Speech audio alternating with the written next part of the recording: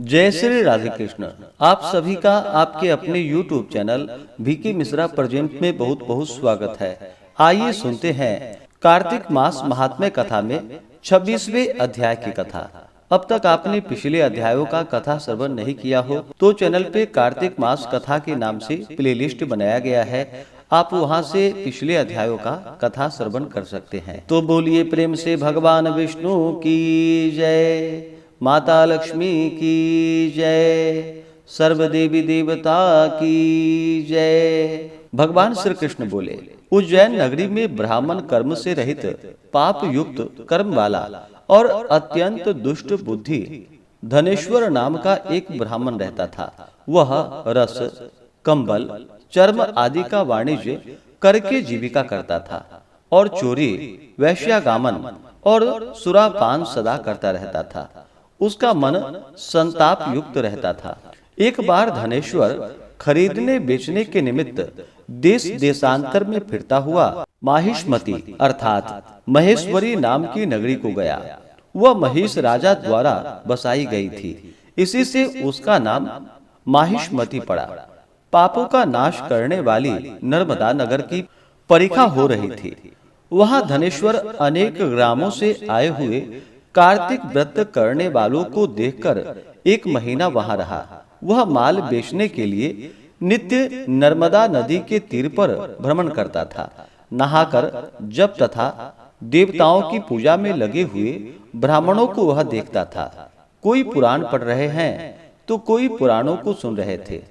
कोई विष्णु के नृत्य, गान और बाजा आदि सुनने में लगे हुए थे। किसी को विष्णु की मुद्रा से अंकित और तुलसी की माला धारण किए हुए लोगों को धनेश्वर ने कौतुक युक्त मन से देखा। नित्य भ्रमण करते हुए धनेश्वर को वैष्णवों के दर्शन और संभाषण से विष्णु के नाम का स्मरण होने लगा। एक मास रहकर धनेश्वर कार्तिक की उद्यापन विधि और भक्ति सहित हरि का जागरण देखा। तदंतर पूर्णमासी को ब्राह्मण और गौ का पूजन आदि व्रत करने वाले पुरुषों की दी गई दक्षिणा को और भोजन आदि को देखा। तब सूर्य अस्त होने के समय शिवजी की प्रसन्नता के निमित्त की गई दीपदान की विधि भी धनेश्वर ने देखी, क्योंकि उस तिथि को शिवजी ने त्रिपुरासुर के रचित तीनों पुरों को जलाया था। इसी से उस तिथि में भक्त लोग बड़ा उत्सव किया करते हैं। मुझ में और रुद्र में जो कोई अंतर मानता है उसकी संपूर्ण क्रिया निसंदेह ही निष्फल हो जाती है। तदंतर प्रजा आदि को देखता हुआ ब्राह्मण धनेश्वर भ्रमण करता था। उसी समय उसे एक काले सर्प ने काट लिया और वह व्याकुल होकर गिर पड़ा। उसे गिरा हुआ देखकर कृपा युक्त हो बहुत से मनुष्यों ने घेर लिया और उस समय तुलसी युक्त जल उसके मुख में डाल दिया। कुछ क्षण बाद उसकी देह छूट गई। तब यम के दूत उसे बांधकर कुड़ों से मारते हुए शयमनी नाम की यमपुरी को ले गए। चित्रगुप्त ने उसे देखकर बालकपन से जो दुष्कर्म किए थे उस समय उन सबों को यमराज से निवेदन किया। चित्रगुप्त बोले, बालकपन से जीवन भर कहीं कोई सुकृत इसका नहीं देखता हूँ।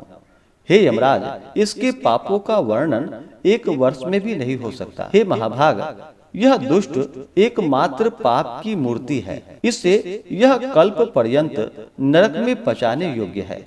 श्री कृष्ण जी ने कहा, भयंकर कालाग्नि के समान अपना रूप दिखाते हुए यम अपने भृत्यों से वज्र के समान वचन बोले। उन्होंने कहा कि हे प्रेतपतियों, इसे अपने मुदगल से मारते हुए ले जाकर कुंभीपाक नरक में डाल दो। यह दुष्ट है, इसका मुख देखना भी पाप है।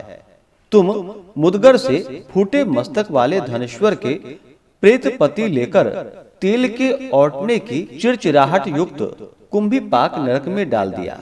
कुंभीपाक में उस धनेश्वर को पड़ते ही उसकी अग्नि ऐसी शीतल हो गई जैसे प्रहलाद के डालने से शीतल हो गई। यह देखकर प्रेतपति ने विस्मय युक्त होकर वह सब वृतांत यम से जाकर कहा।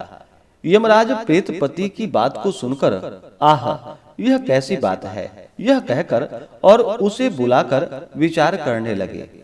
उसी समय नारद जी वहां पर आ पहुंचे। यम ने उनका पूजन किया। तब नारद मुनि ने धनेश्वर को देख और हंसकर कहा कि हे अरुण नंदन, यह नरक भेजने योग्य नहीं है, क्योंकि इसने नरक को दूर करने वाले कर्म किए हैं। जो मनुष्य पुण्य करने वाले मनुष्य के दर्शन, स्पर्श तथा संभाषण करता है, तो वह मनुष्य पुण्य कर्म करने वालों का 6ठा भाग अवश्य पाता है। धनेश्वर ने तो अनगिनत कार्तिक व्रत करने वाले मनुष्यों का महीना भर संसर्ग किया है। इससे इसके पुण्य में से यह अंश का भागी है। उनकी परिचर्या करने वाला यह संपूर्ण व्रतों के अंश का भागी है। इसे कार्तिक व्रत से उत्पन्न पुण्य की संख्या नहीं है। कार्तिक व्रत करने वाले पुरुषों के बड़े से बड़े पाप को भी भक्त वत्सल भगवान अपने तेज से भस्म कर देते हैं। अंत समय में इसको वैष्णवों ने तुलसी दल मिले हुए नर्मदा के जल से स्नान करवाया है। अतएव इसके सभी पाप दूर हो गए हैं। धनेश्वर उत्तम गति पाने योग्य है। वैष्णवों की इस पर कृपा है। इससे यह नरक में पचने योग्य नहीं है।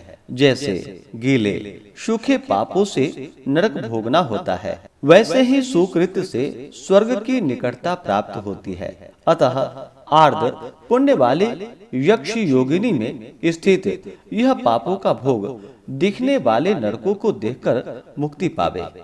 श्री कृष्ण जी बोले। ऐसा कहकर जब नारद जी चले गए, तब उनके वचन से धनेश्वर के सुकर्म जानकर यमराज ने अपने दूत के द्वारा उस ब्राह्मण को नरक दिखाने की इच्छा से फिर बुलाया। तो बोलिए प्रेम से भगवान विष्णु की जय, माता लक्ष्मी की जय, सर्व देवी देवता की जय। इस प्रकार से कार्तिक मास महात्म्य कथा में 26वें अध्याय की कथा पूर्ण हुई। इसके आगे की कथा जो कि आप अगले अध्याय में श्रवण करेंगे। अब सुनते हैं तुलसी महात्म्य की कथा। तो बोलिए प्रेम से तुलसी माता की जय। कथा के अनुसार विष्णु कांची नगरी में कनक नाम का एक संतानहीन धनाढ़ क्षत्रिय रहता था। अनेक व्रतों को करने के बाद उसके यहाँ एक सुंदर कन्या ने जन्म लिया। कनक ने उसका नाम किशोरी रखा। एक दिन एक ज्योतिषी ने उसकी कुंडली देखकर कनक से कहा कि इसका पानी ग्रहण करने वाला मंडप में ही वज्रपात से मर जाएगा। यह सुनकर कनक बहुत दुखी हुए और उन्होंने कन्या का विवाह ही न करने का निश्चय किया। एक दिन कनक के यहाँ शंकर नाम का एक ब्राह्मण आया। अतिथि प्रिय कनक ने शंकर का खूब सत्कार किया। सहसा शंकर की दृष्टि किशोरी पर पड़ी। उसे उस युवती कन्या को अविवाहित देखकर बड़ा आश्चर्य हुआ। उसने उसकी सखी चंदना से जब इस विषय में पूछा तो उसे सारी बात ज्ञात हुई। कनक के आतिथ्य और किशोरी के शील स्वभाव से प्रसन्न होकर शंकर ने कनक से कहा कि मैं तुम्हारी पुत्री को भगवान विष्णु का द्वादशाक्षर मंत्र ओम नमो भगवते वासुदेवाय बताए देता हूँ। वह 3 वर्ष इसका जप करे तथा प्रातः काल उठकर तुलसी उपवन का सिंचन करे और प्रतिवर्ष कार्तिक माह में तुलसी का भगवान विष्णु से विवाह करे। इस व्रत के प्रभाव से वह विधवा नहीं होगी। किशोरी ब्राह्मण के बताए अनुसार द्वादशाक्षर मंत्र का जप और तुलसी वन का सिंचन करने लगी। प्रतिवर्ष तुलसी विवाह भी करती थी। इस प्रकार उससे 3 वर्ष बीत गए। चौथे वर्ष जब कार्तिक मास में प्रातः स्नान के लिए जा रही थी तो उसे विलेपी नामक एक क्षत्रिय कुमार ने देख लिया और उसके अनुपम सौंदर्य पर मोहित हो गया। वह उसे प्राप्त करने का प्रयास करने लगा, पर किसी भी प्रकार से उसे सफलता न मिली। एक दिन उसे पता चला कि वहाँ एक मालिन नित्य किशोरी को फूल देने के लिए जाती है। यह जानकर वह उस मालिन से मिला और धन देकर उसे अपने षड्यंत्र में शामिल कर लिया। अब वह नित्य प्रति मालिन की लड़की बनकर स्त्री वेश में किशोरी को फूल देने जाने लगा। उस समय विष्णु कांची में जयसेन नाम का राजा राज्य किया करता था। उसके पुत्र का नाम मुकुंद था। एक दिन मुकुंद ने किशोरी के रूप और सौंदर्य की प्रशंसा सुनी तो उसने निश्चय कर लिया कि मैं किशोरी से ही विवाह करूंगा। उसने इस आशय का संदेश किशोरी के पिता कनक को भी भेज दिया। राजा के मंत्री ने आकर कनक से विवाह की सहमति प्राप्त कर कार्तिक शुक्ल द्वादशी का दिन निश्चय कर लिया। निश्चित समय पर किशोरी को लग्न मंडप में बैठाया गया। उस समय भी किशोरी भगवान विष्णु और तुलसी माता का ही ध्यान कर रही थी। आधी रात के समय विवाह के लिए मुकुंद मंडप में आया तो वहां से अन्य पुरुषों को हटा दिया गया। सिर्फ विलेपी ही स्त्री वेश में होने के कारण वहां बैठा रहा। अचानक आकाश में घनघोर गर्जना होने लगी। बहुत तेज आंधी चलने लगी। सारे दीपक बुझ गए। बिजली चमकने लगी। उसी समय विलेपी ने अवसर देखकर जैसे ही किशोरी के हाथ को स्पर्श किया वैसे ही आकाश से वज्रपात हुआ और विलेपी काल कवलित हो गया, यानी कि मर गया। उसके मरते ही सब कुछ शांत हो गया। पुनः सब व्यवस्था हुई। मुकुंद और किशोरी को सकुशल देख सब लोग प्रसन्न हो गए। प्रसन्नता पूर्वक कनक ने किशोरी का मुकुंद के हाथ में हाथ दे दिया और इस प्रकार तुलसी व्रत के प्रभाव से वैधव्य योग की समाप्ति हो गई और किशोरी राजरानी बन गई।